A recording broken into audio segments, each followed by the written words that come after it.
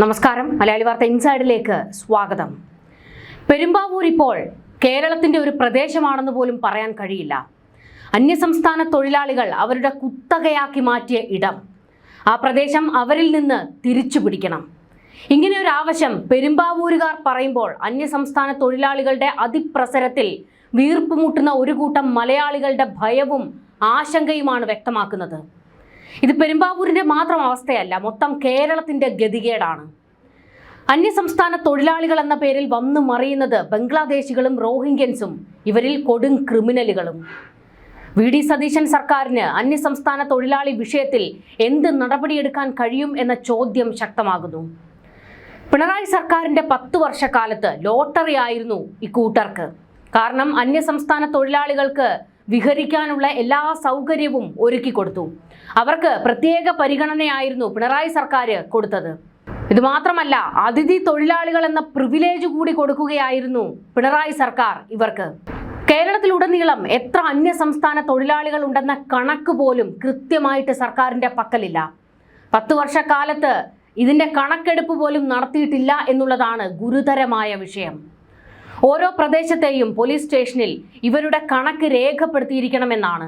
എന്നാൽ പോലീസിനോട് ചോദിച്ചാൽ അവരും കൈമലർത്തും.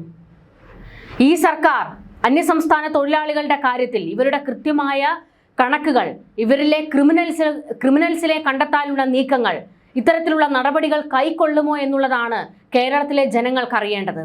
കാരണം കേരളത്തിലെ ജനങ്ങളുടെ സ്വൈര്യം കെടുത്തിക്കൊണ്ടിരിക്കുന്ന ഒരു വിഭാഗമായി ഇവർ മാറുകയാണ്. അനധികൃത രേഖകൾ ഉണ്ടാക്കി കേരളത്തിലേക്ക് കടന്നു കയറുകയാണിവർ. പിണറായി സർക്കാരിന്റെ കാലത്തെ പോലെ അന്യസംസ്ഥാന തൊഴിലാളി വിഷയത്തിൽ വി.ഡി. സർക്കാർ നിരുത്തരവാദിത്തപരമായ നിലപാട് കാണിക്കരുതെന്ന് ജനം ആവശ്യപ്പെടുന്നു. കേരളം ഇവരെ കൊണ്ട് പൊറുതിമുട്ടിയിരിക്കുകയാണ്. ഓപ്പറേഷൻ തൂഫാന്റെ ഭാഗമായി പെരുമ്പാവൂരിൽ വൻ ലഹരി വേട്ടയാണ് പോലീസ് നടത്തിയത്. പെരുമ്പാവൂർ കേന്ദ്രീകരിച്ച് ശക്തമായ റെയ്ഡുകൾ നടത്തണമെന്ന് രമേശ് ചെന്നിത്തല ഉത്തരവിട്ടിരിക്കുന്നത്. പെരുമ്പാവൂരിൽ പിണറായി സർക്കാരിന് സംഭവിച്ച പിഴവുകൾ പൊളിച്ചെടുക്കാൻ രമേശ് ചെന്നിത്തലയ്ക്കെങ്കിലും കഴിയട്ടെ. പെരുമ്പാവൂരിൽ ഒരു ശുദ്ധികലശം നടത്തുമെന്നും ക്രിമിനലുകളെ വളഞ്ഞിട്ട് പൂട്ടുമെന്നും ചെന്നിത്തല പ്രഖ്യാപിച്ചു കഴിഞ്ഞിട്ടുണ്ട്. ഇതിലാണ് ഒരാശ്വാസം. ഇത് വെറും വാക്കായി മാത്രം മാറാതെ കൃത്യമായ നടപടികൾ ഉണ്ടാകട്ടെ എന്നുള്ളതാണ് മലയാളികൾ ഇപ്പോൾ പ്രാർത്ഥിച്ചുകൊണ്ടിരിക്കുന്നത്. കാരണം ഇവരുടെ ഈ അതിപ്രസരം കുന്നുകൂടുകയാണ് ഒരു പ്രദേശത്ത് ഈ പറയുന്ന അന്യസംസ്ഥാന തൊഴിലാളികൾ. പെരുമ്പാവൂർ കണ്ടാൽ ഇപ്പോൾ കേരളത്തിലെ ഒരു ജില്ലയിലെ പ്രദേശമാണെന്ന് പോലും കണ്ടാൽ പറയില്ല. അത്രത്തോളം വൃത്തിഹീനമായി മാറിയിരിക്കുകയാണ് ആ ഒരു പ്രദേശം. ഉത്തരേന്ത്യൻ സംസ്ഥാനങ്ങളിലേക്ക് നമ്മൾ പോകുമ്പോൾ കാണുന്ന കാഴ്ചകളുണ്ടല്ലോ, അതിന് സമാനമാണ് പെരുമ്പാവൂരിലേക്ക് ചെല്ലുമ്പോൾ കാണാൻ കഴിയുന്നത്. പെരുമ്പാവൂരിനെ ഈ നിലയിലേക്ക് കൊണ്ടെത്തിച്ചത് ആരാണ്? പെരുമ്പാവൂർ മാത്രമല്ല, കേരളത്തിലെ മിക്ക പ്രദേശങ്ങളും ഇതുപോലെ അന്യസംസ്ഥാന തൊഴിലാളികളുടെ കൈവശമാണ്. ആ ഒരു അവസ്ഥയിലേക്ക് ഈ കേരളത്തെ കൊണ്ടെത്തിച്ചതാരാണ്? ഭരണാധികാരികൾ എന്ത് നടപടിയാണ് സ്വീകരിക്കുന്നത്? കേരളത്തിലെ ജനങ്ങളുടെ ജീവനും സ്വത്തിനും സുരക്ഷ ഒരുക്കേണ്ടതാണ് പോലീസിന്റെയും ഭരണകൂടത്തിന്റെയും ചുമതല. എന്നാൽ ഇതുപോലെയുള്ള ക്രിമിനലുകൾ വന്നടിയുമ്പോൾ അവരുടെ എത്രയെത്ര കൊലപാതകങ്ങളാണ് ഇപ്പോൾ ഈ അന്യസംസ്ഥാന തൊഴിലാളികൾ നടത്തിയിരിക്കുന്നത്. ഇതുപോലെ മോഷണം, അതുകൂടാതെ പീഡനം, ക്രൂര ബലാത്സംഗങ്ങൾ, ഇതെല്ലാം നിത്യേന സംഭവിച്ചുകൊണ്ടിരിക്കുകയാണ്. ഇതിലേക്കെല്ലാം കേരളത്തെ കൊണ്ട് തള്ളിയിട്ടതിൽ മുൻ സർക്കാരിന് വലിയ പങ്കുണ്ട്.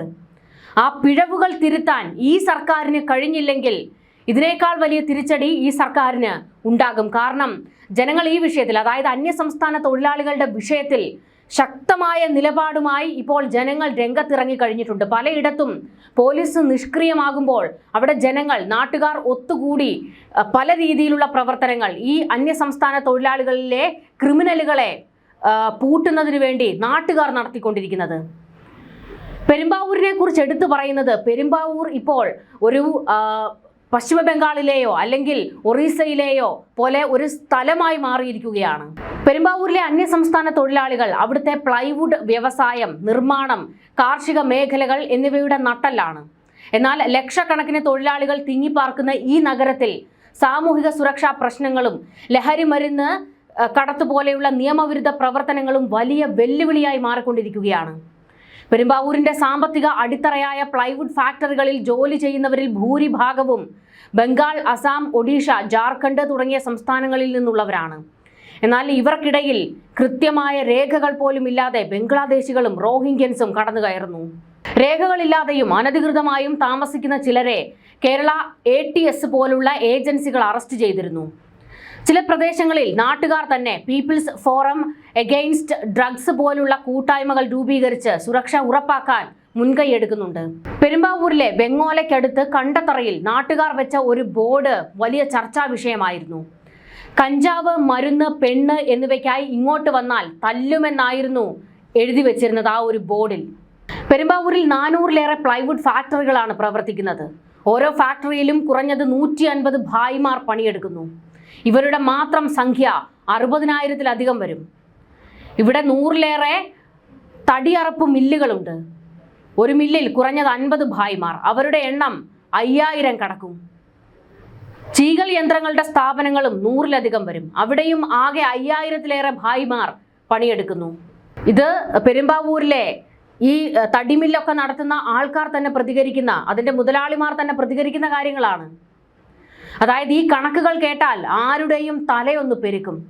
കാരണം പെരുമ്പാവൂർ, കോതമംഗലം, കുറ്റിപ്പുഴ, മൂവാറ്റുപുഴ മേഖലകൾ കേന്ദ്രീകരിച്ച് കേരളീയരല്ലാത്ത 100,000-ത്തിലധികം പേർ തൊഴിലെടുക്കുന്നു എന്നാണ് കണക്കുകൾ. ഔദ്യോഗിക കണക്കൊന്നുമല്ല, ഇതിലും കൂടുതൽ വരും ഇവരുടെ സംഖ്യ. ഇവരെ മൊത്തത്തിൽ അന്യസംസ്ഥാന തൊഴിലാളികൾ എന്ന് വിശേഷിപ്പിക്കരുത് എന്ന് പെരുമ്പാവൂരുകാർ തന്നെ പറയുന്നു. ബംഗ്ലാദേശിൽ നിന്ന് എത്തുന്നവരാണ് ഇതിലധികവുമെന്നും തെളിവ് സഹിതമാണ് പെരുമ്പാവൂരുകാർ പറയുന്നത്.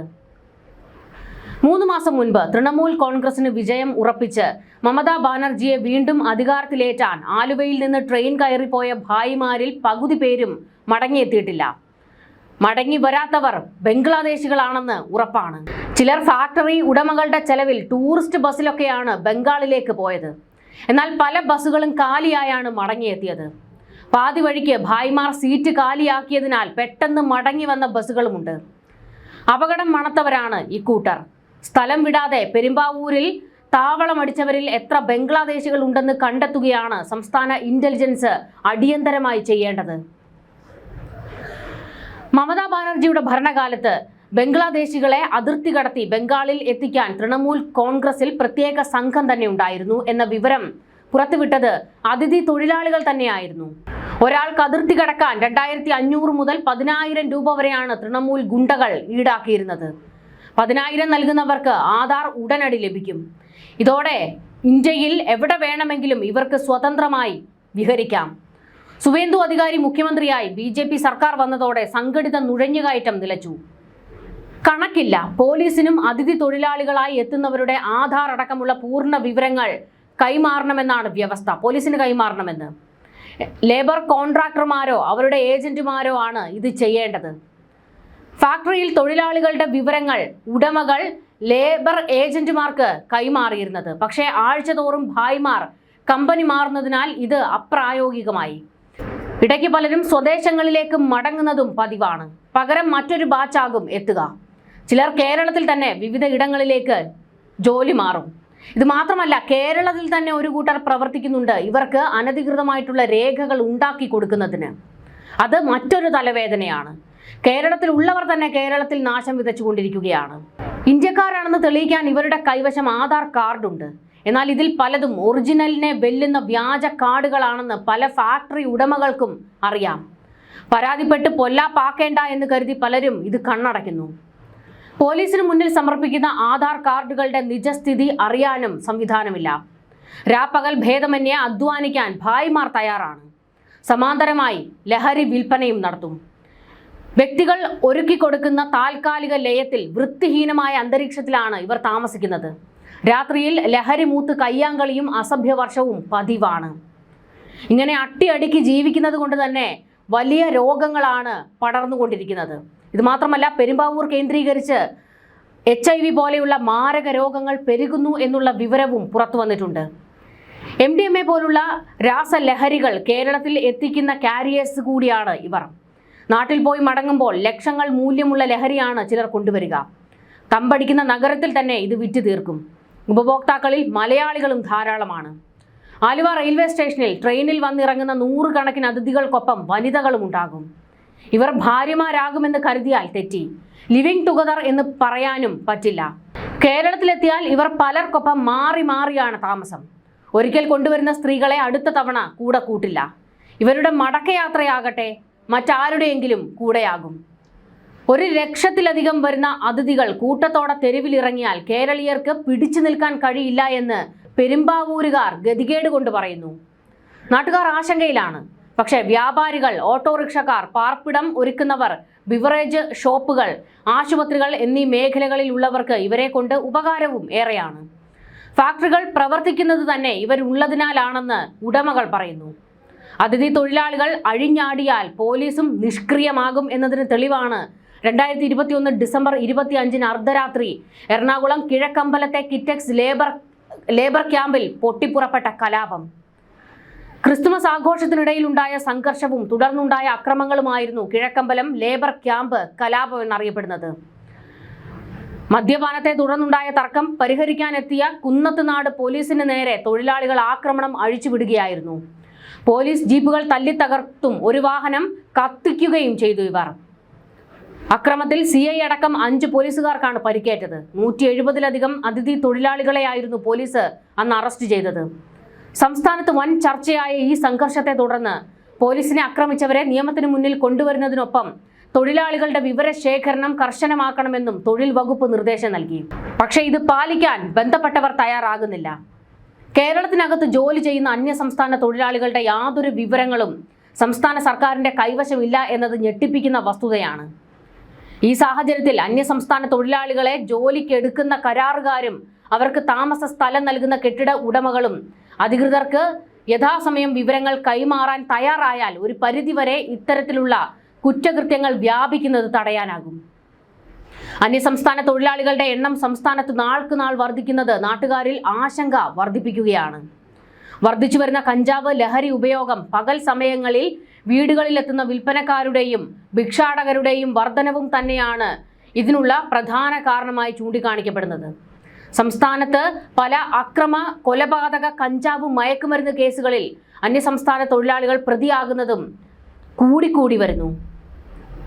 മുൻപ് കാപ്പി, കുരുമുളക് തുടങ്ങിയവയുടെ വിളവെടുപ്പ് കാലത്ത് മാത്രമായിരുന്നു അയൽ സംസ്ഥാനങ്ങളായ കർണാടകയിൽ നിന്നും തമിഴ്നാട്ടിൽ നിന്നും തൊഴിലാളികൾ വയനാട്ടിലേക്ക് എത്തിയിരുന്നത്. വൻകിട തോട്ടങ്ങളിലെ ജോലിക്ക് ശേഷം സ്വദേശത്തേക്ക് തിരിച്ചു പോകുകയായിരുന്നു പതിവ്. കെട്ടിട നിർമ്മാണ രംഗത്തും റോഡ് പണി, ഹോട്ടൽ പണികൾ, മുറുക്കാൻ കടകൾ തുടങ്ങിയ മേഖലകളിൽ പണികൾക്കുമൊക്കെയായി ബംഗാൾ, ഒറീസ, ആന്ധ്രാപ്രദേശ്, ഉത്തർപ്രദേശ്, മഹാരാഷ്ട്ര, ബീഹാർ എന്നിവിടങ്ങളിൽ നിന്നും ഇവർ കൂട്ടത്തോടെ ടൗണുകളിലെ ലോഡ്ജുകളിലും വാടക മുറികളിലും താമസിക്കുകയും ചെയ്തു. ഇങ്ങനെ കൂട്ടത്തോടെ താമസമാക്കിയ ചില ടൗണുകളും പ്രദേശങ്ങളിലും ലഹരി ഉപയോഗം വർദ്ധിച്ചിരിക്കുകയാണ്. പല സംസ്ഥാനങ്ങളിലും ഇവർ അക്രമകാരികളാകുന്നതും ഭീതിയോടെയാണ് ജനങ്ങൾ വീക്ഷിക്കുന്നത്. സംസ്ഥാനത്ത് നടന്ന പല കൊലപാതക കേസുകളിലും മോഷണ കേസുകളിലും നിരവധി അന്യസംസ്ഥാന തൊഴിലാളികൾ പ്രതികളാണ്. ചില ക്രിമിനലുകൾ കാണിക്കുന്ന അക്രമം മറ്റുള്ളവർക്കും ജോലി ചെയ്യാനാകാത്ത സാഹചര്യം ഉണ്ടാക്കുന്നു.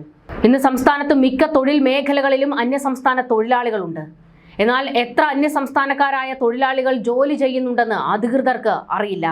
ഇവർ ജോലിക്കെത്തിയാൽ പോലീസ് സ്റ്റേഷനിലും പഞ്ചായത്ത് ഓഫീസിലും പേര് രജിസ്റ്റർ ചെയ്യണമെന്നാണ് വ്യവസ്ഥ.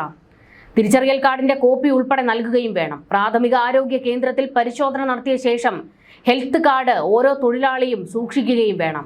ഇവരെ തൊഴിലിന് കൊണ്ടുപോകുന്നവരാണ് ഇത് ചെയ്യേണ്ടത്. അന്യസംസ്ഥാന തൊഴിലാളികളെ സംബന്ധിക്കുന്ന പല കാര്യങ്ങളിലും ഇവരെ കൊണ്ടുവരുന്നവർക്കും തൊഴിലുടമകൾക്കും സർക്കാർ അധികൃതർക്കും വേണ്ടത്ര അവബോധമില്ലാത്തത് പൊതുജനങ്ങളെ ബുദ്ധിമുട്ടിലാക്കുന്നു.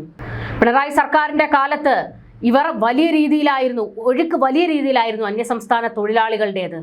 ഇതിനെല്ലാം അറുതി വരുത്താൻ VD സതീശൻ സർക്കാരിന് കഴിയുമോ എന്നുള്ളതാണ് ജനം ചോദിക്കുന്നത്.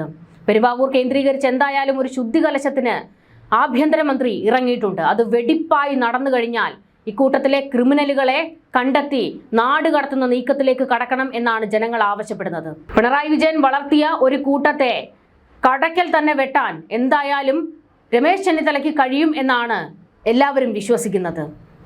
ന്യൂസ് ഡെസ്ക്, മലയാളി വാർത്ത ഇൻസൈഡ്.